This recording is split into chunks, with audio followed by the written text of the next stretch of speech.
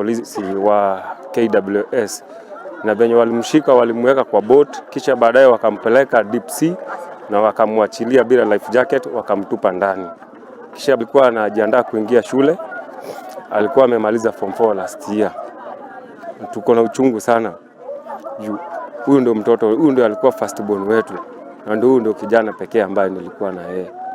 Kuna mwenye alimuona, kuna wenye walikuwa na wao, wakamuweka kwa boat, kisha baadaye wakapeleka deep sea na wakamuacha huko, wakamtoa life jacket, alikuwa na life jacket, wakamtoa wakamwambia aogelee hadi atoke.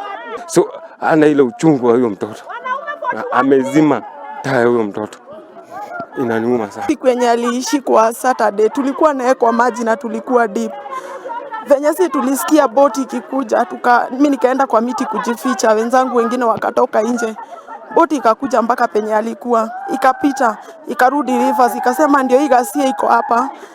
Wakamchukua na wakamweka kwa boat na wakaenda na yeye. Mimi nikaenda mpaka hapo kwenye alikuwa. Kitu nilikuta tu ni samaki zake na kambe yenye alikuwa na ruadha nayo. Juu ni kitu nilijionea na macho yangu na ndio maana inaniuma. Juka ningekuwa sijaona singeumwa.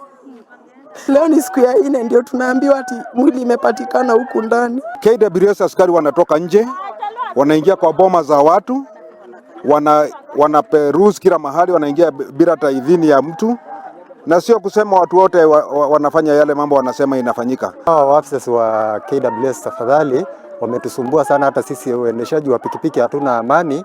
Maybe umelete customer kutoka pale penye umelete, labda anaishi hii area 41 hapa hivi. Ukifikisha customer pale, wakati unapofikisha umeshukisha, ukikutana na KWS unashikwa, pikipiki zinapelekwa hapa ndani. Especially kama saa hii kuna pikipiki yenye iko hapa kwao hapa ndani, unashindwa hiyo pikipiki kwani iliruka fence ikaingia pale, na hii gate yao iko na nini?